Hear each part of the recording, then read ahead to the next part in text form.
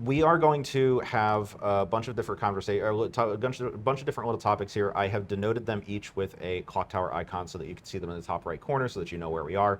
We're going to learn some terms. We're going to look at some charts and graphs. It's going to be like being in science class. It's going to be great. Then we're going to talk about research where it's like being at a lecture hall and you're going to fall asleep. That's also great. Then we have how does it relate to our community, specifically the social deception, the clock tower community as a whole. Then we're going to look at it from two different perspectives, the fan and the persona, which I'll go over in a little bit. And then what can we do as kind of a wrap up as to how we should interact with this with the knowledge that we are going to be sharing today. And then most importantly, we will stop yapping so that you can yap with us together. I thought about putting Yagababble there, but I'm using the old icons, and the old icon Yagababble, none of you would recognize, or hardly any of you would recognize. So we went with Snitch instead. So let's get started with talking some terms, some basic information about terms. What is a parasocial relationship? Parasocial relationship is a lopsided relationship between a higher profile influencer and their fans of lower profile. This often manifests as the influencer being oblivious to the lives of their fans and the fans knowing intimate details about their influencer. It's that simple. Basically, you have a relationship with any person who is in your life that has a following, someone who has a fan base, someone who is of importance in society. You have a relationship with that person. They dominate a part of your life. They are an aspect of your life. You are more than likely in most situations of this, not an aspect of that person's life to the same degree that they are. That's not a balanced relationship. If at all. That's what we're talking about, is a parasocial relationship. Now you might be thinking about it if you're not quite sure what it is that we've been talking about on this panel. Do I have any of those? You do. You may not be able to quantify them just yet, but you do, because you are a person who lives unfortunately, in Western society in 2025. And not all parasocial relationships are bad. Yeah. They can get bad really quickly, Yeah. but yeah. Let's talk about the terms of what the two sides are. You're going to see a lot of these terms being used interchangeably. So there's the media persona, the celebrity in the relationship, like an influencer, a content creator, etc. The three of us up here on the panel, we are content creators. We are influencers. We are media personae. That's just how we are. However, a media user is the regular person in the relationship, the fan, the content consumer, the person who is actually interacting with the media and is considered to be the person like engaging with that person of that persona. The people who are on this panel are media users as well, in different relationships than those ones that we previously mentioned. You can be both things. Probably not in the same relationship, but you can be both things. Now you're also you saw that parasocial relationships are PSRs. Let's talk about PSIs. And this is a very important distinction. It's a silly distinction, but it's an important distinction. The feeling of interacting with a media persona as if they are a real friend, even if no such relationship exists. It's what's called parasocial interaction. The term that was used originally is illusory intimacy, which I thought was a really evocative term. The actions that you're taking with these people are the parasocial interactions. The parasocial relationship is the quantifying of the relationship between you and the other person, the persona and the fan. That's the relationship. The interactions are how you interact with it. You might think, okay, well, that covers a lot of stuff as to what a parasocial relationship is. What is a parasocial relationship not? Parasocial relationships are not a mental illness. I need to make this incredibly clear. You will see this slide multiple times during this presentation. Parasocial relationships are not a mental illness. This is a thing that everyone engages in the age of social media. Consuming content can, and often does, happen with no adverse effects. You can consume content healthily, and there's no problems with that. As Avery was saying, not all relationships are negative. They're not. This is a slide from a thing called helpfulprofessor.com. It says, a parasocial relationship is a unidirectional imaginary relationship between a media user and a media personality. I call this the old and busted, simplified example of a parasocial relationship because when this was written, this was back in a time when that was the case. You talk about the Beatles. You talk about how you had these wild fans that would go up to the Beatles. I had some issues with this, though, because the next slide will show you I take umbrage to a particular term on this slide, the term unidirectional. Parasocial relationships nowadays are not unidirectional. So what is unidirectionality? A unidirectional relationship is one where one party is involved and the other party demonstrates zero commitment or investment. Now, unfortunately, unidirectional relationships are not limited to parasocial relationships. There are times in which you are in an actual one-to-one, personal, intimate relationship with another person, and sadly, because it is negative, it can be unidirectional. I want to give my shout here to my choice of the picture of John Cena on here, because in this particular picture, he is demonstrating, he's at a Lakers game and he's demonstrating that he's a fan of the Lakers. And I find this very interesting because as the fan in this particular relationship with the Lakers players, he can't be seen by the Lakers in this unidirectional relationship. John Cena has a wrestling gimmick where he goes, "You can't see me," and it's the whole thing. Did people not know that? No, there was so many blank looks in the audience, Habby. I don't even follow wrestling, and I knew that. Anyways. Thank you for explaining that. I didn't know that, don't worry. Continue. So unidirectional parasocial relationships are the old and busted shit. What's the new hotness? The new hotness is having bidirectionality. Any relationship in which two parties are engaged in some way, even if still heavily lopsided in the case of parasocial relationships, is considered bidirectional. There is give and take. There is some measure of interaction going both ways. It can be 90% one way and 10% the other way. It's still bidirectional. That term unidirectional does not really apply to parasocial relationships really all that much anymore. Even if, now these are the ideal situations: support, encouragement, trying to get your people to be their best selves in your relationships. This is the optimal situation. Is it always going to be like that? No. But there's plenty of different examples of what a parasocial relationship that is unit or bidirectional can look like these days. Are these playing, the videos? Sick. Yeah. Fuck yeah. I know how to use this program. You know, TikTok, content sharing, meet and greet events, bidirectionality. Another example would be something like, you know, celebrities tweeting at each other or tweeting at celebrities yourself as a fan. Twitch streaming, idol culture, meet and greet events at sports games with your favorite sports stars. The key purpose of mentioning all of this is that in almost all of these situations, the media personae are actually interacting with their fans to some direction or another. This is an example of bidirectionality. This Yeah. panel, I'm looking at, I see a lot of you that I know personally, but there's some people I never met before.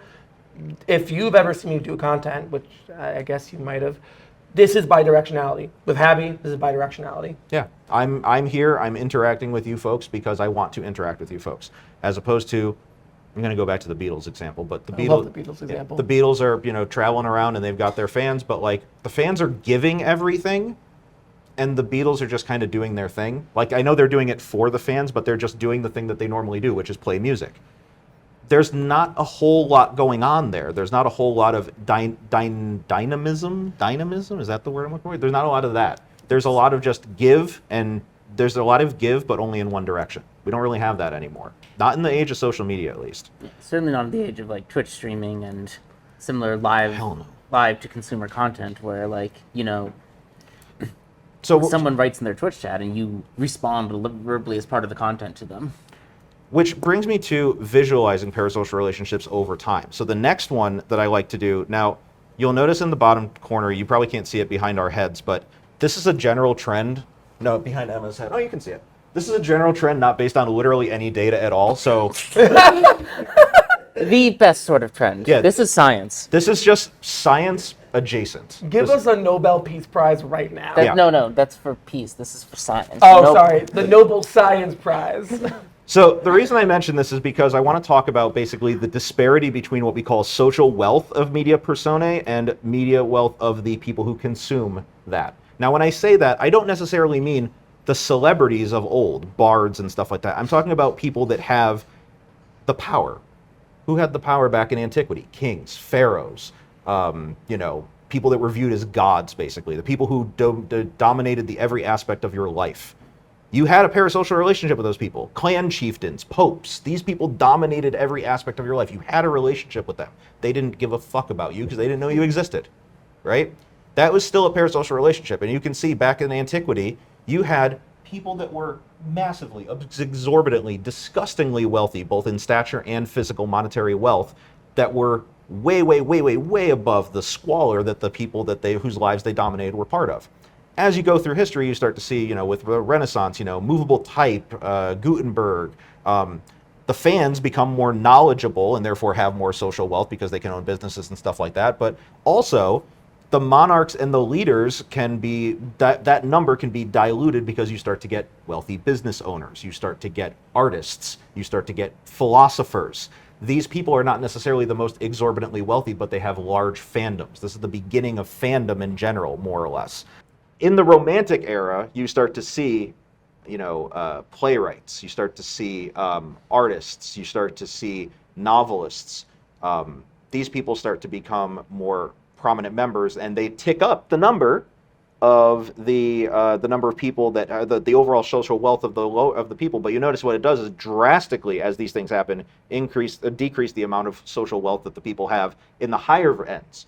You start to have more normal people have fandoms. That's never really happened before. And then as you start to head into the mass media era, you get actors, orators, sports stars, musicians, pop artists. These people start to be normal people, quote unquote, that have followings because there is a wider distribution network of their material. The .com era, obviously, you start to see people get exorbitantly wealthy just off of, like websites and shit, but also because they can start to develop these cults of personality through the internet age. Nowadays, you might see that they're becoming increasingly close because there's instances now, and I can straight up tell you that this is the case from personal experience, as a content creator, media persona, whatever you want to call me, a vast majority, I would say, of the people who consume Connecticut's content are of higher social wealth than myself or Navia. That's never happened before, more or less, in Western culture.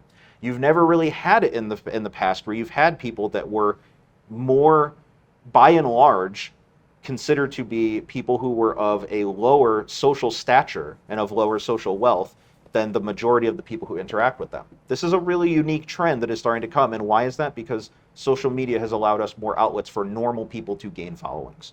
This is just the era we live in now. This is what happens. Did you guys have anything on this one? Are you good? No. Yeah. All right, I'm going to keep going. So, no, I'm not going to keep going on my end. Hang on. There it is. Another general trend, not based on data. Do not at me. This is science, too. This is actually science. The number of followers and subscribers that you have tends to decrease the amount over time. Yep. There it is. Yep. This tends to decrease over time the amount of potential chances for true bidirectionality between personae and fans. You start off as a Twitch streamer. You guys remember this. You guys remember, a lot of people in this, have followings in their media of some kind. When you have 4 followers, 4 viewers, 5 likes, etc., you are going to reach out, if you are intent on creating content, into interacting with those people on a one-to-one basis very personally, very directly, because they are the people who are with you. Everybody else is ignoring you. These people are with you. You want to cultivate that. You want to congratulate that. As you grow, your time becomes divided. There's more slices in the pie to go around for your attention, for your time. This makes it so that as you begin to grow and your media brand becomes to grow, the amount of time that the fans can interact with you on that one-to-one basis starts to dramatically decrease. So like at the beginning, right, what you're saying about how when you have a smaller group, that's how we met. Yeah. Is because you started streaming Clock Tower with like 5 or 10 people. Mm-hmm. I joined the stream because I wanted to watch it, joined the server, and then we became friends. Yeah. So, yeah. And now we have bidirectionality as 2 friends, but this isn't a parasocial relationship anymore. There are parasocial aspects. I watch you, you watch me, but whatever. But we're friends. Yeah. We have a genuine relationship. Yeah. Sort of. But myself and Emma as co-workers on the TPI stream, I would consider us friends before I would consider us co-workers. Yeah. This is an important distinction, guys, because we need to make sure that we are aware of the fact that the bidirectionality can happen in a relationship and a parasocial, but with a parasocial relationship, it becomes harder the bigger you get to be able to maintain that average of bidirectionality. It's tough. And it's a thing that I don't know about you. I struggle with. I struggle with this a lot. Mm-hmm. Yeah, we'll talk more about it in the Q&A, but that kind of bidirectionality is really tough for me, especially because of the persona I have, which is just my real life personality, and like the way I interact with the world as a whole. It is hard for me because people see that and they expect me to feedback if they start it. When in reality, if I come to you all friendly and flirty, then it's okay for you to reciprocate. But if you come to me first, I'm gonna be really awkward about it. And people see the way I interact with Habby or Bunny and Afro, or even like Kohava, and they think, oh, I can also act like that. But we'll get more on that in the QSA. Q&A? Whatever. TSA? TSA? Yeah, TSA. We're gonna go for TMI, TSA maybe? check A all of you. A TMI, perhaps? I'm up for TMI, I'm just saying. Visualizing PSRs in Twitch is Emma's not up for TMI. So in Twitch, now again, I come from Twitch because this is the platform we stream on. This is the thing I know because I'm a gaming person. I follow a lot of Twitch streaming. There's been a lot more research these days than previously in regards to how much PSR actually happens and how much of it is bidirectional. In 2020, 74% of respondents said they felt a lot or constant interaction with the persona that they follow on Twitch. 74% and 100% said they felt something. Again, Beatles couldn't do that shit if they wanted to. It's impossible, right? I'm going to shit on the Beatles a lot here. I'm sorry, guys, but I like the Beatles. It's just an easy thing to shit on. They are. Yeah. Instead of having things like YouTube comments, instead of having things like IG posts where you have people leaving their likes, people post their thirst traps and people comment on them and stuff like that. Not that I would know anything about that. But the live communication part is what differentiates this. It's hours at a time. I'm dedicating hours of my time constantly putting ourselves out there, and you guys can do that at the same time, take hours out of your schedule and interact with us, and we can talk during this. It's constant, it's live, it doesn't change, it's not static. There's dynamism again to it. And I think that that's a very unique part of the live streaming aspect of the culture, that like things like forum posts back in the the early 2000s, or YouTube comments, Facebook communications, those things didn't really offer that. It was set in stone. This is more live. This is more, a little bit more dynamic. Can you imagine if there was Twitter or like Instagram back in like the 40s? No, they didn't have the internet. It would have been very difficult. Oh my God. But what if like the Rolling Stones were like first trapping on Reddit? That'd be crazy. I mean, yeah, I don't know, that would be pretty bad. One of the most important things that I noticed about the Twitch streaming research, there's some excellent research in your zine about this, but one of the things that was reported by respondents, and again, a lot of this is all survey-based, so you got to take it as it was, but many reported that being in Twitch chat and watching this persona interact with their other users, even if they lurked and stayed silent in the chat room, was actually more impactful to them to know that they had the access to do so than the actual interaction itself. If I'm a Twitch chatter and I'm in a room and I notice that my persona of choice is interacting with their chat, joking with them, talking shit about them, that kind of thing, that sense of community is sometimes even more impactful than if I could be like, senpai noticed me. Like it's actually sometimes better to just be part of the actual Twitch chat or the live stream or anything like that. One important part of this is because that fosters a sense of community, because I'm sitting here with my people that I have this shared experience with as a fan. And the important part of that is that you identify with the media persona. You aspire to be them. And most importantly, you want them to succeed. I want you to watch specifically the fandoms in this video. I want you to watch their interactions. So let's just not even watch the audio. But I want you to pay attention to the actual. It's okay. It doesn't need audio. Not yet. I probably will eventually. This is Barry Bonds breaking the home run record in 2007. Okay, everyone is jubilant. They are there. They are fans. They want to be there. They want to be part of the moment, and they're sharing this moment not just with their persona of choice, but with the fans in the audience. This is an important aspect of building that community. Yeah.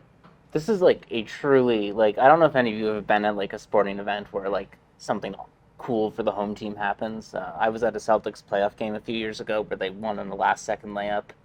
And like the emotional experience of feeling that with the crowd all together at once is the most mind-numbing, blowing thing you can ever imagine, of all these like tens of thousands of people around you all standing up and exhilarating together. It's super cool and super fucked up. Yeah. The next. Sorry, I almost mentioned. I should have mentioned when we were talking about our parasocial relationships. Sports. Fucking. I'm a big hockey fan. I am a humongous Maple Leaf fan. I live in Wisconsin. If the Maple Leafs make it to the Stanley Cup this year, I will be flying to Toronto to be, not in the arena, to be outside in Maple Leaf Square just to be around. Like, sports makes people do stupid things, and it's all because of parasocial relationships. The next one is a streamer. Again, I'm a Super Metroid speedrunner enthusiast. This is Shiny Zenny getting the any percent world record by less than a second, and you can see the Twitch chat going crazy. But more importantly, Zenny himself also kind of hyperventilating and not even really knowing, like, what am I going to do? What am I going to do? Oh my God, this is crazy. This is crazy. Twitch chat is actually creating this very unique, I was here. I'm here for this. This is amazing. And I'm here to celebrate the victory of my guy. That's what this is all about. The final one here is going to be a VTuber by the name of Iron Mouse. The audio would help a lot with this, but basically this is, I don't know a lot about VTubing. Shouts to Sin. She was the one who taught me all of this shit. But Iron Mouse is a Puerto Rican-American VTuber who, obviously VTubers don't share their faces. They do this to kind of do this, who suffers from something called CVID, which is an immunodeficiency disorder. This particular instance, if you watch the chat, is a moment in which she reflects upon the fact that for the first time in 3 years, she had to leave the house to go to a doctor's appointment. And she had not previously been able to do that. She did not physically have the ability to do that. But this Iron Mouse thing, I learned a lot because of Sin. Shouts to Sin. But she is to the point where, this video doesn't really get into this, but after doing the leaving her house for the first time thing in a while, she did a subathon with her Twitch chat where she basically streamed consistently for about 30 days. Not awake, obviously. She would take naps. But she streamed constantly for about 30 days because every time a person would donate to her gold, they would extend the duration of it.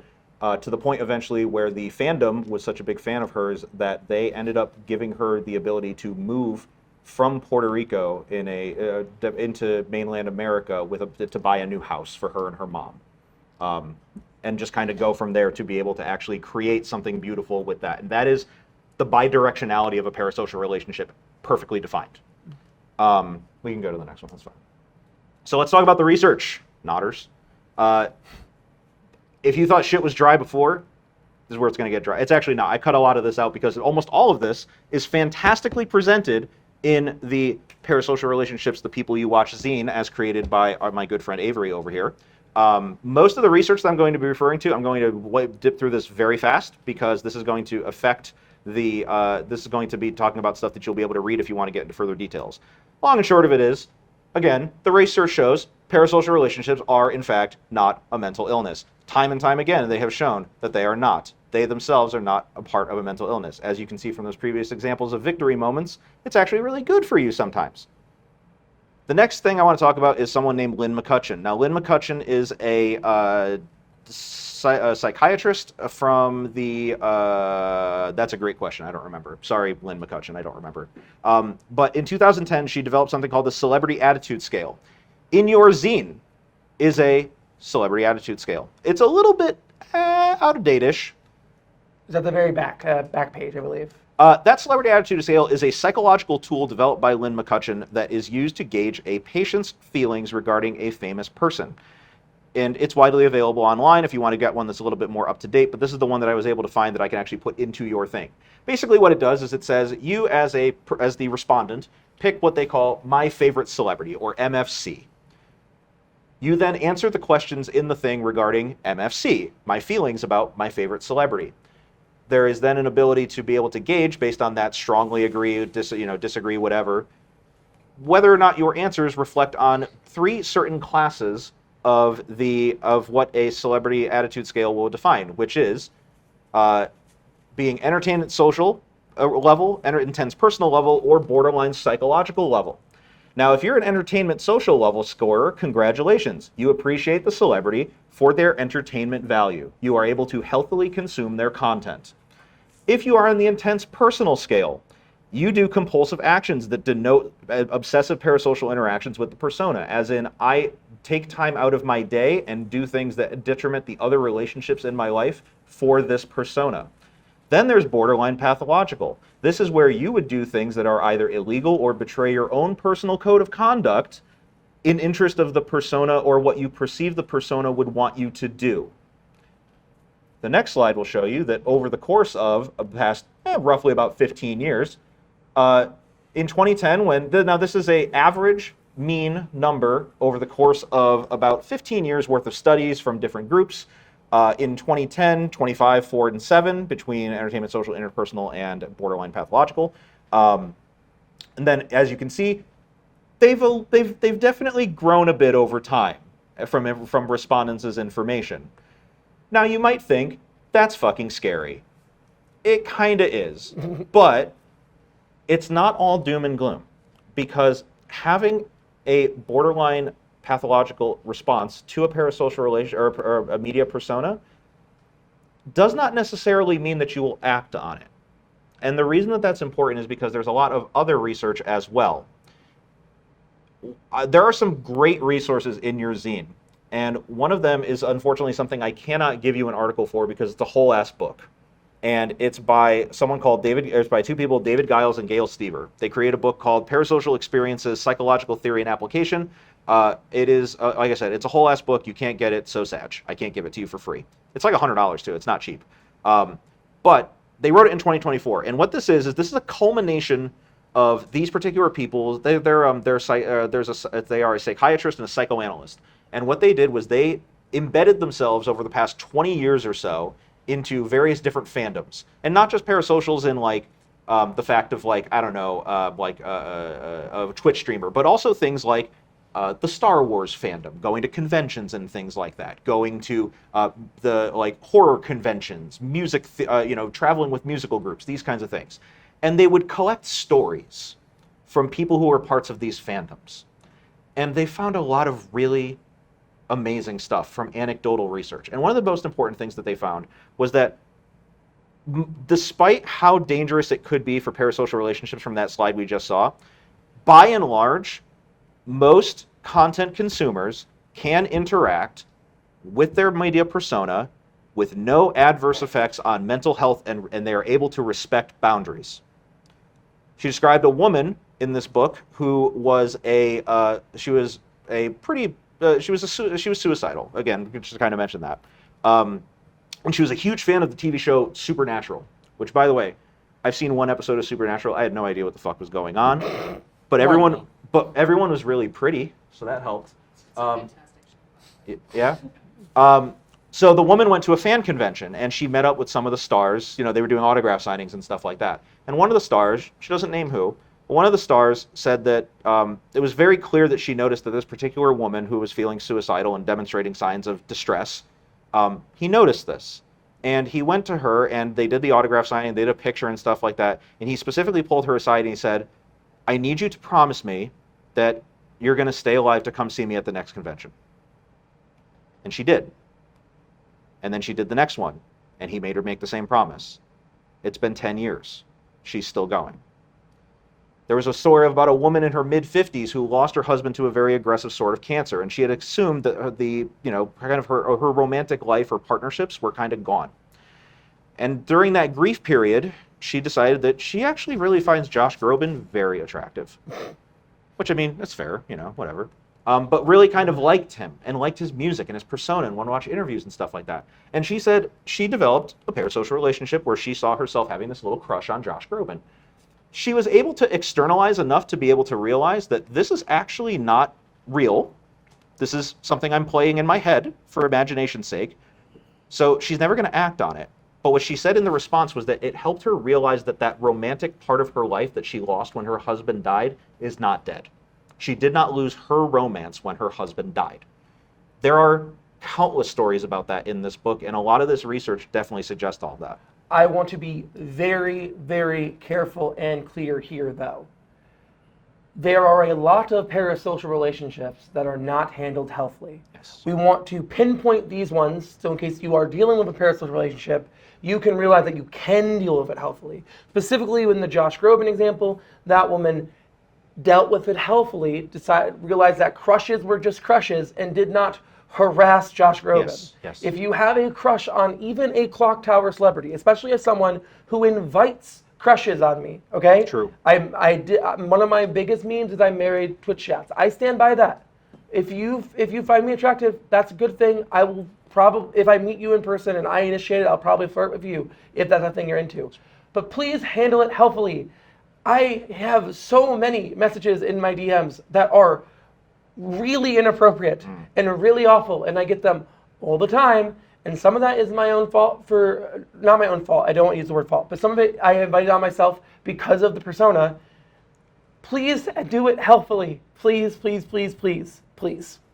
So speaking of that, negative, harmful parasocial interactions can stem from many underlying factors, such as more complex stressors, like things like economic stresses, mental illness, societal motivators, how they're brought up in their households in terms of how they respect women, these kinds of things.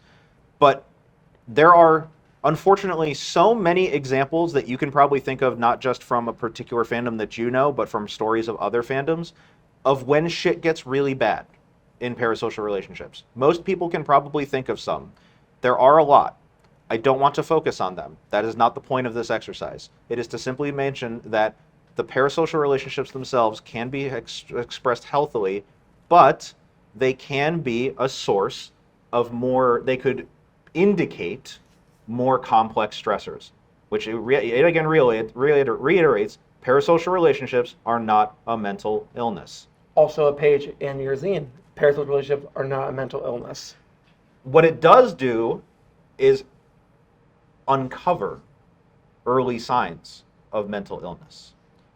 If you are finding that you are engaging in potentially borderline pathological parasocial interactions with your favorite celebrity, that in itself is not the problem. It is that is a manifestation of a more serious underlying cause. And recognizing that and recognizing that those two things are different is exactly why we're doing this today, is to make sure that people are able to make the distinction between those two things. Now, if you suspect that you or someone that you know is struggling, not just with borderline pathological parasocial relationships, but any sort of mental illness, please be aware. You can always reach out to the National Alliance on Mental Illness, which we did fundraisers for in the past over on CT. May is Mental Health Awareness Month. Please be aware of the fact that this is an okay thing to talk about. Don't fucking make it stigmatized. 2:55 if any of you have panels at 3. This is a safe space, and I want to ask, no judgment.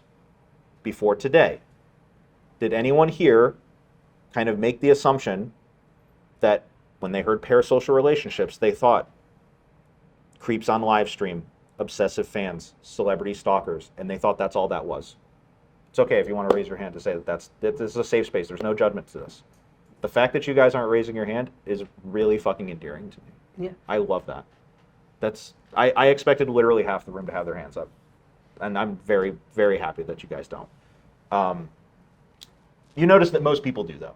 Mm-hmm. Most people associate the things that are considered creepy fan behavior as that's all that parasocial relationships are. That's the preconception. Mm-hmm. And why do we think that is? It's because there hasn't been a lot of science behind it. There hasn't been a lot of research behind it. Shut up, it was funny. It is funny. Yeah, I do enjoy it. There hasn't been a lot of research on this. There hasn't been a lot of professorship on this. So let's resurrect. No, I'm not going to go there. By the way, BMR's the best script. That's true. Yeah. It's not true, but it's okay. He has lots of bad opinions. Yeah. Now, the reason why there's no research on this is because, has anyone ever had to do one of these things in your professional life where you do a little training module and go to the next one, please? There we go. Have you ever had to do one of these training modules about how to interact with the people that you work with and how to interact with customers, and how you've had to kind of like had someone tell you, this may be considered inappropriate behavior. Maybe don't harass your coworkers. It sounds incredibly basic and incredibly simplistic to us, but there's a reason for that. Over the course of generations of conditioning in the workplace, it's become almost common knowledge as to what is considered harassment, what is considered to be explicit behavior, what is considered to be inappropriate. There's been an entire point of, is this still me? Oh no, this is still the thing, okay. There's been an entire industry built around people who make these modules because they're legally mandated now. Like I was literally watching something about celebrities talking about having to do these trainings, actors having to do these trainings. Why? Because it's legally mandated. There is education up the ass about how to interact with customers and how to interact with coworkers, because as a perceived important part of the life of, let's be honest, neurotypical capitalist society. But nothing like this exists for how to interact in parasocial relationships. There's no fucking training modules. There's no guidance. There's no accepted, commonly understood zeitgeist of interactions and the guidelines of how to do these things. There's a great quote from one of your articles in there that says, there is a far more perceived interaction than most people talking about parasocial relationships like on Twitch streams. It's a far more perceived interaction than most people have with anyone outside of their most immediate family and closest family members or closest friends. Despite the hours watching streamers and engaging them via chat, the relationship is still fundamentally distinct from interpersonal relationships that we have in our personal lives. We need to recognize that. We need to understand that this is different. It's not that it's not valid. It's not that it's weird. It's not that it's anything like that. There's no judgment to it. We just have to simply accept they are different. And because they're different, we can start to figure out how to work with this. Now, how does this work in our community? Specifically, let's talk about the Clock Tower community. I want to talk about specifically this. The macro versus the micro celebrity, okay? First of all, this tweet, by the way, I don't know how the fuck this is from Amtrak Official. This I have no idea. It's a Tumblr post. It is a Tumblr post, but why is it by Amtrak Official? They're not the Okay, all right. Thank you, Co-Hopper. Sometimes people donated on the internet will pretend to be someone else. Yeah. Funnily enough, we're going to talk about that. So, fun fact though, I've read the first beginning of that. I've never seen this post before. I'm sure I've sent that first line to somebody to Demeta during this research. Of the fact, I don't know. It's hilarious. I don't know how niche micro celebrities became a thing. Don't know how the fuck I became one. It's crazy. It's hilarious to me. So the micro celebrity, despite being a meme, which it absolutely is. And by the way, I just mentioned here, I was so tempted to put a picture of May for the micro celebrity. She would have beat the shit out of me. I don't know how May became the meme of micro celebrity, but we can talk about this off air. It was mostly me too. Okay, that's fair. I'm sorry, May. Off air, wild. So we have to recognize that in our community, our biggest draws, think of the people in the social deception space or even in the Clock Tower space that are the biggest draws of people to get people to come to Final 3Con. Now compare that to a friggin' D-list Hollywood actor. It's not even close. Like, it's so far removed from that in terms of the amount of appeal that they have. That's the difference between macro and micro celebrity. Micro celebrities exist in this space in which they are relevant to particularly the fandom that they're in, and that's where they are important. But the wider audience doesn't generally refer to them. The reason this is important is because it talks about what resources you have. When you're a macro celebrity, you are someone with access to resources, protection that separates your public persona from your real life. Their addresses are delisted.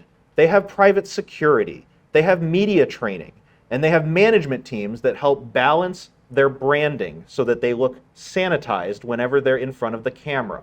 There is an entire industry of people who do this for celebrities, actors, musicians, any kind of media personality that has a huge following. Whereas micro celebrities don't have literacy about parasocial interactions to begin with, nor do they have access to things like private security. And moreover, the most dangerous part of this is that they unintentionally blur the line between their online personas and their actual lives. And what that does is exposes them to unexpected risks and potential danger for people who are dangerous fans. You're good. I was going to go there anyway. But the most important thing between these two things is that both sides of that think they can handle being having parasocial relationships with their fans and establishing fandom. Some of them are prepared and some of them are not. This is a really important thing to remember, is that this is a huge distincting factor between these two sides. Think about, just a clock tower stream. Let's talk about a clock tower stream. I think Ben used to have like 5 different slides in here. I used to refer to Ben a lot. I think this is, the only Ben slide left. I cut down like half this panel, so you're good, Ben. You're a good guy. This looks like a fun game. Good Yeah. group of people. Huh. It's got a Zombo and a Pithag. I mean, honestly, That has to be it. that's got to be a banger right to start with. The nature of Twitch streaming makes it so that as a content creator, you are electing to take on the risk of establishing parasocial relationships between yourself and chat. You do this in the chasing the dragon, as it were, of brand, of engagement, of people to be part of your stream and your community. The major thing about this, though, is that it can lead to some really dangerous places. Media personae consent to the risks of performing online, but we don't do this alone. Oh no, before. Oh no, this one. It's this one. I'm at that bit. Yep, you're correct. In Clock Tower, people like Avery and Emma, people like me, we're not playing the games alone. We have an entire 12 other people usually playing the game with us. Did they have any express agreement or disclosure or knowledge about any of their interactions on the stream being broadcast out to everybody else? Is it just, oh, come play with us without any kind of formal declaration? What kind of protections does that not entail? What kind of risks does that enable that person to have? These are conversations no one's having. This is a thing that is going to become increasingly relevant as this whole thing blows up the way that it does. And we need to be aware of the fact that we as facilitators of games do invite our friends over. We like to play with our friends in Clock Tower. But those friends need to be aware of the fact that they are going onto these streams and they are exposing parts of themselves. And if they're not wise about it, if they're not intelligent about it, they can inadvertently dox parts of their lives. They can inadvertently give out information that is dangerous in the wrong hands. We need to be more communicative about this as a community. We need to be more transparent about this with our streamers or with our partners in streams. We need to make sure that even though we love playing games with people, as this thing gets bigger, you need to recognize that there are risks with the people that you are enabling onto your streams as a content creator. And as a fan or a partner in a stream, you need to be aware of these things too. Now, this manifests mostly in bits. Now, I had a really fun time photoshopping that Capelli one. That was really good. Here in the social deduction community, we do bits, right? Is that a family tree? That's the Grim Scenarios family tree. Oh, I don't wild. know anything about this bitch. I did. Am I in that family tree? You absolutely are. In fact, I think you're the the major locus of it because of how many spouses you have. Wild. I did not know that existed. I'm surprised you guys didn't know that existed. Oh, I knew it existed. I just never looked at it. Okay. I didn't know it existed. So, I'm sorry for neglecting you. we'll call DCF afterwards on you. It's fine. We are prominent figures and we provide sources of content, but that's not who we all are. Avery is not marrying people left and right. Avery is not going around and engaging in literal, actual weddings and stuff like that with 14 people at this point, probably somewhere in that range, 30. I mean, if we're talking like the actual bit, Yeah. I did marry a Twitch chat of 300 people, All right. a Twitch chat of 100 people, and then a Twitch chat of 60 people. There's probably some overlap there, though. And then afterwards, this bit has been brought up a million times on a million streams. So I would say the number of fake spouses I have is at least 250. Without proper literacy about these kinds of things, people can take that fucking literally. My And- DMs. And that's the scary part, is that without proper education about these kind of things, you might find that people have an inability to dissociate the bit from what's actually happening. And this is the craziest part of this, is because it's about divorcing the person from the persona. And we can blur that line very easily, and some people can get excited about it. For example, Kinky and Connecticut Clock Tower are reputed for being very horny Clock Tower servers. That's not an invitation for you to come up to us and break consent about how we feel about our bodies and our bodily autonomy. Yes, we present ourselves as horny people. It's a bit. We might actually be horny, but it's a bit. Navian, giving the goose a gun. Hysterical. Don't give Navian a loaded firearm. This one's wrong. More dangerously, don't give actual waterfowl actual firearms. Yeah, never give a goose a gun. What? Don't, No. don't try to have a philosophical argument with Capelli about whether or not 0 is an actual number. It's a bit, guys. No, I've had that argument. I have too. It's really funny, but don't. But you guys don't. But that's because we're friends. We're his friends. That's exactly the point. That's exactly the point. You know, there's numerous examples. I mentioned the fact about us fighting about pears and apples. Navian and Alejo warring over mint, that kind of thing. Parasocial relationships. You did it. You did it. You did it. These are bits, guys. These are things that, like, we do these things for content, and they're very helpful for engagement and creating communities, but they're still bits. At the end of the day, you can cut the camera on this. I love Emma. Emma's fantastic. Do you love pears? Yes, he does. He ate a whole pear last night. It was a great experience for everyone. Since we're on camera, I'm not going to talk. But my point is, I genuinely love everybody in the Clock Tower community. Everybody knows that. We're all working together for this beautiful thing that we do. We create little rivalries and little bits because we like to engage in content and have fun with each other. But they're bits, guys. We need to recognize that they're bits. Because I'm a person. This is the persona. If you could just go to the next one. The reason that this is important is because we need to make sure that I'm moving stuff on here. Let's talk about it from the perspective of a fan. Now, there's a phrase that says never meet your idols. And the reason for that is because suggesting so dispels the image in your head that you have of your idol. Every time you do, it's not going to be what you expect. There's more modern terminology for this, though. There is a dichotomy between person and persona. There always is. Understand this and prepare for this. It will never go the way that you are imagining in your head because you are meeting a person that you've only know online. That's true. And most of the time, it's actually better than what you think it is in your head, but it's different. When you interact with your persona, you have to remember something. Meeting people is awkward. Generally, even when you're just meeting a normal person. Think about, you're meeting someone at a bar or something like that. You're at a company function. You're going to get worked up. You're going to get in your own head, and you're going to panic about what to say. And you're going to say, should I play it cool? How should I act? Should I be cute? Should I fix my hair? What are they going to say? Should I bring up this very esoteric reference to this thing that happened on the stream a year ago that person probably totally forgot? Whatever it is, I got to chill, though, because the most important thing is I can't let myself be cringe, right? Embrace the cringe. The cringe is going to be there anyway. The whole situation of meeting someone that you know from a parasocial relationship will be cringe for both people. Lean into it. It's fine. And realize, as a fan, you actually have the advantage in that relationship. You know more about this person than they know about you.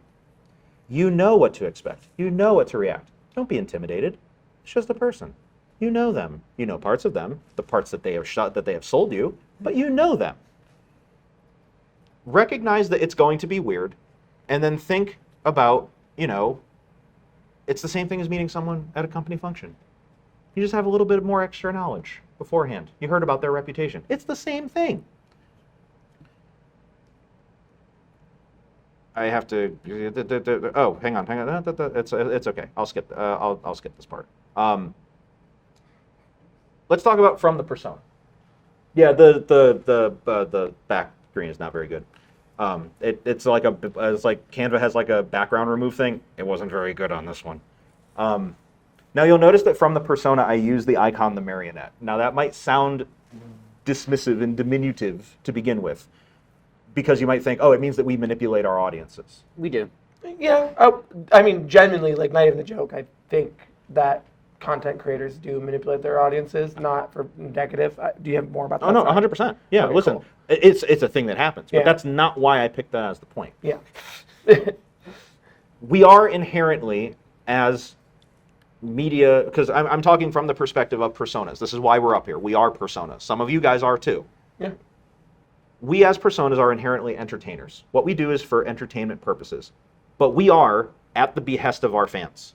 We are at the beck and call of our fans. We are at the whim of our fans. If we stop entertaining, they can and probably should exit the parasocial relationship. If you're not getting anything out of this parasocial relationship, you can just go. As a persona, we have to be cognizant of the fact that we are primarily beholden to our fans. But we can control the narrative. As a persona, we have the pulpit. We have the views. We have the distribution network. We have the Twitch channel, the YouTube channel, the Instagram, everything. Wield that pulpit with grace. You can remake your community in your liking. It's a crazy thing to think about, that you have that power, but you do. You can do whatever you want. Let's look at stuff like the Sunday stream. Ooh. Let's take a look at what the Sunday stream, I mean, I'm just going to be super real with y'all. Let's think about what the Sunday stream was like in 2001, 2002. No one remembers. Yeah, 2001, it wasn't real. I do. Oh. 2021, yeah. Yeah, I was like 2001, there was no internet. Oh my God, you're such a child. Continue. There was a bit more exclusivity, let's say. Yep. There was a bit more cliquism. In the Capellian. Yeah, I mean, and I cabinets. don't mean that in a negative way. I just mean it was more restrictive. It was just a more restrictive thing. There was less inclusivity. The TPI Sunday stream has come a long way with the direction of some certain folks and other folks, obviously, into trying to remake it in their better image of trying to be more inclusive, right? Look at Jaws. Look at Connecticut. Look at Grim Scenarios. All of us were offshoots of previous things. And we took those things and we said, we can do this better. And we did. We took the roots of something that was less desirable and less tolerant, and we made it better. I hope. You did. We worked together. That was not a unidirectional thing. We worked together with the fans to create that. It was a collaborative process. That guidance obviously can be abused by fans if they really want to, because they can create bad situations. As a persona, speaking to the personas that are out there, and to anyone who might ever watch this, the two people that do, if you are a persona, set boundaries. Set them early, set them clearly, and set them rigidly. You know better than anyone else as a content creator what level of parasocial interactions you are comfortable with, how much of you want to share with the world. Set that. Do not make exceptions. Make it clear. Most fans are chill. Most fans can consume content responsibly. Most fans are following you because they fuck with you. They like what you do. They want to continue joining you. But recognize that if you give them an inch, they'll take a mile. If someone is pushing your limits, respect yourself enough to realize that betraying your own personal values is never worth a like, a subscribe, an hour of your time, making an extra video, or giving away information that you're not wanting to share. Nothing is worth that. No amount of that is worthy of violating your personal limits. It doesn't matter. You could give 1,000 subs or whatever the fuck it is. It doesn't matter. Hold firm. It does not matter. You are allowed, you are empowered to set the terms of how much of you as a content creator are willing to share about yourself. That's a very important lesson to learn, and a lot of people don't. And I know it sounds harsh because like when you're first starting out, you really just want to share your love of this game and your community and your people with everyone. You want everyone to see how much you love it. You are setting yourself up for potential problems down the line. You need to start early, and you need to make sure that you recognize you don't have media training. You don't have a personal security detail. Your address is probably public information at some point. Yeah. It can get bad. It can get bad very easily.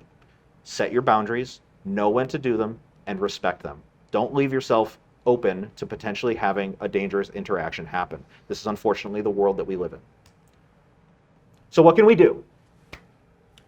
as a community, as people just in this room right now, and as fans, as personae, we need to be more keenly aware about what we can do in parasocial relationships. So what can we do? I created couple little bullet points. They're in your zine too, so you can refer back to them. The first one, they go by. Recognize that parasocial relationships ain't going anywhere. They are going to get more pervasive, they are going to get more ubiquitous, and they are going to get more intricate as time goes on.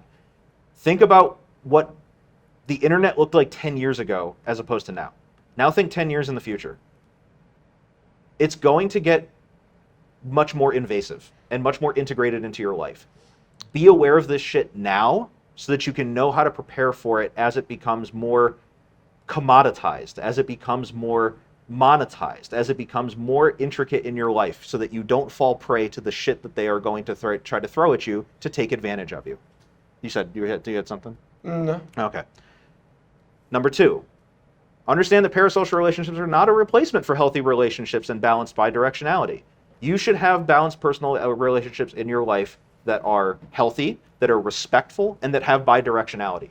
You as a human being are entitled to that. That is a right that you have. Now, if you want to supplant them with parasocial relationships, that's your choice. But you should not feel like they are a replacement for your personal relationships that you have with your family, with your friends, things that are going to be more nurturing of you as a person. It's not to say that parasocial relationships are that can be healthy, and that it's not that they should be avoided, but they just shouldn't replace additional relationships. Approach PSRs with a mindfulness about what they are and education about how to navigate them healthily. Respect boundaries, embrace the cringe, all the shit we just talked about. Get what you need out of it. As a fan, or as a persona, we get what we need out of it. You know, we come in, we talk to people, we have a good time. It's great. We have a good thing. But if it starts getting bad, we stop. We can stop. You as a fan, you get community, you get interaction, you get dopamine hits, you get a sense of togetherness, until you don't. And when you don't, and when it starts getting dark, and when it starts getting bad, you have a power in these relationships that you do not have in your more traditional relationships as a fan. You can turn off the fucking channel. You can walk away. And you can do so with really no adverse side effects to the other person, the media persona in the relationship, because it's a lopsided relationship. You can't just walk away from your spouse. You can't just walk away from your family. Sometimes you want to, but sometimes you can, sometimes you can't. You can't just walk away from your job. You have responsibilities, you have to interact with these people, you have to take it on the chin and deal with it. That's just part of life. But a parasocial relationship, if it started getting toxic, if it's starting to get unhealthy, you can walk away. You can step away, you can turn off the channel, you can stop following, you can unlike, you can move on with your life. And you should, if it's not getting healthy anymore. And lastly, understand the parasocials can and often do lead to beautiful results for both the personae and the fans alike. I think of a couple, because again, just to put a fine point on it, parasocial relationships are not mental illness, but most importantly, I want to talk about the difference between the two things. Media tends to sensationalize and villainize parasocial relationships by showing over-exaggerated examples, like where fans with mental illness under the specter of fans with mental illness under the specter of it being a symptom of their parasocial relationship do shit that they should not be doing, right? They're borderline pathological. The truth is the opposite. Borderline pathological parasocial relationships, toxic parasocial relationships, dangerous parasocial relationships are a symptom of these fictional characters' deep-seated mental illness. That's the switch in the narrative that needs to happen. It's not that they're the fan that makes them deranged. It's that they have a mental illness that is causing the fandom, the toxic fandom, to percolate to the top. It is a symptom of the mental illness. The more we can have this honest conversation about this and to be able to flip that narrative, the better off we are going to be. And we, as content creators, need to be able to change that narrative. And I want to share just a couple examples before we go, because we're almost done, of what are some examples of things that we have for positive examples. So give me one click, please. This is Fiona Hollings. She's known at Finding Fee. She's a woman who suffers from severe anorexia. During the pandemic, she suffered a huge setback and got hospitalized. And in that time, she would live stream to her followers her sitting at her hospital bed. And as she's live streaming, the reason she's live streaming is because she has a mandated bowl of oatmeal that she has to eat in front of her. She does not want to eat it. It's agonizing for her. Her fans in the live stream are praising her and saying, "You got this. I believe in you. I can do something for you. This can be good for you." And it encouraged her to do the things that she needed to do to be able to address the underlying issues. Now, granted, eventually there was some information that she let out herself that it might actually be a high, neurospicy, autistic food texture thing that was really causing her issues. She's even said that, so there's some debate about the eating disorder in the first place by her own admission, but that's because she's trying to figure it out. The important part is we're talking not about that, the result, we're talking about the interaction of the fans in getting them to work together with the persona for the benefit of the persona. Not part of this discussion necessarily, but this is just a good reminder that mental illness, like most things, are mainly spectrums, and you might think you are something, but find out later that you are not. Right. And that does not negate Yes. the good things that happened while Yes. you thought you were this one thing. 100%. That can also be for other things like sexuality and gender, but in this instance, yeah. You might be familiar with beloved Minecraft persona Technoblade. Enormously popular throughout the 2010s. Garnered about 10 million viewers. He famously created a very tolerant and caring community within the Minecraft space. 2021, he announced that he was diagnosed with stage 4 sarcoma, and he died less than a year later. Since the diagnosis announcement, there have been numerous reports coming out from people in his fandom who went and got early screenings and discovered that they had caught their cancers early, and credit Techno with saving their lives. Would not have happened if it weren't for that community. Total Biscuit, similar story. Exactly, Yeah. right? Yeah. Go ahead. You can. Sorry, Total Biscuit was a YouTuber game reviewer, had a podcast with Dex Bonus and Jamie Cox. Anyways, relatively famous in the video game scene, had cancer, still kept doing the stream and the podcast while having cancer, ended up passing away. Many people went to get screened because of this person. Yeah. The next one, very similar example. In 2013, HGTV show Flipper Flop had a reality host named Tarek Al Musa who was on TV, and a fan was watching. HGTV got an email that said, quote, "This is not a joke. I am a registered nurse. I've been watching Flipper Flop. I noticed that Tarek, the host, has a large nodule on his thyroid and he needs to have it checked out. Turns out it was stage 3 thyroid cancer. He underwent surgery. He's now cancer-free. A fan saved his life. It's that simple." But most importantly, let's go to the last one. This is a fantastic article, probably one of the most relevant articles in your zine that I really encourage you to read. A bevy of recent studies in the past 5 years have looked into the correlation between parasocial relationships and social contact with marginalized groups. What they've discovered in multiple findings is that the more commonly a prominent media persona engages in respectful and accepting contact with people of marginalized groups, the more the respondents' attitudes over time regarding those groups change to be more inclusive and tolerant. In short, personae normalize and humanize marginalized groups of people who would otherwise, to the respondents, default to othering them into different categories. The persona is leading by example by simply interacting with these marginalized groups as human beings, as just people. And people who would otherwise be intolerant are now exposed to these people of the marginalized groups and are realizing, hey, they're just people. When they otherwise would have been intolerant, racist, ageist, ableist, hateful. When we come together as content consumers and creators, we can do parasocial relationships really well. I had a video I was going to show to close out the panel, and it's a video you guys probably know if you know music very well. It was a video of Linkin Park's Mike Shinoda shortly after Chester Bennington died at a concert, I think it was in Glastonbury. I really encourage you guys to look it up at this concert where Mike Shinoda basically comes out and says, to summarize, you're helping me by going out here and doing these shows. I'm struggling with the loss of Chester, and you guys are struggling with the loss of Chester, but we're helping each other get through this. That's Persona and fan creating something beautiful together, and that's what we can do if we do this right. I'm gonna skip past the video really quick and just like to say the next one. Thank you for the for your time. Yeah.